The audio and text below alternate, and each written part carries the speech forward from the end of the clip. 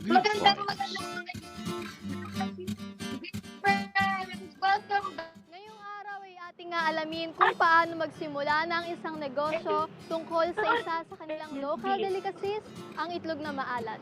Dito lamang yan sa segment na Good Finds. Hello mga kabis friends! Ako po si kapatid na Karen Santos na mula sa lokal ng Victoria, distrito ng Santa Cruz, Laguna. Ako po ay isang business owner ng itlog na maalat sa loob ng 6 na taon na po.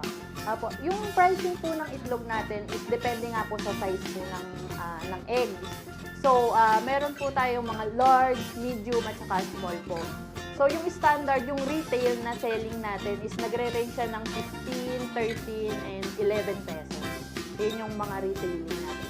So, sa side kasi namin, meron kaming retail, meron kaming wholesale. Per tray po, ayun, yung retail kasi natin 15.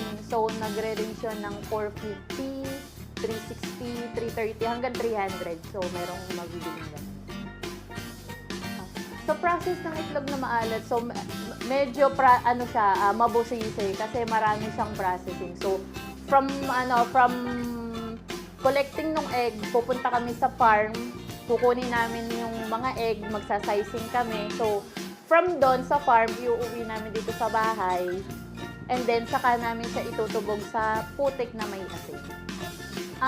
Yung puhunan na kailangan natin, siguro kung mag-uumpisa ka, wala ka pang market, kunyari, magre-retail ka, magsisimula ka pa lang, siguro pwede na, kung maggagawa ka ng 300 pieces, for 10,000 may magagawa ka na. May magagawa ka na doon. Nandun na yung, yung mga puhunan mo sa egg, sa mga gamit, makakagawa ka na. Yung kita is depende. Depende siya sa dami ng iluluto mo. Kasi halimbawa, nagluto ka ng nasa ranging 1,000.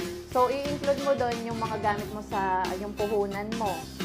So, kung tutuusin sa mga wholesaling na kagaya ko, ang kita namin or yung profit namin sa isang peraso is nagre-range lang siya ng 150 to 2 pesos per piece.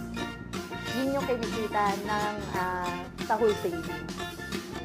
Sa mga kabis friends natin na gusto or nangangarap magkaroon ng gantong simpleng negosyo, so kailangan natin, bukod sa kapital, kailangan natin ng lakas ng loob, kailangan natin ng yung courage, yung passion mo, kailangan nandun yung passion mo sa paggagawa. So, nandito, siguro time by time naman, due to process naman, mapag-aaralan, ma-experience mo yung mga bagay na dapat nating gawin. Kasi yung pera, mabilis na yan eh. Yung experience na mag-gain mo during the process nung pagnenegosyo, yun yung ma-enhance mo time by time hanggang sa kung saan kaabutin yung negosyo. Ayun lang. Salamat mga ka-biz friends! Good vibes.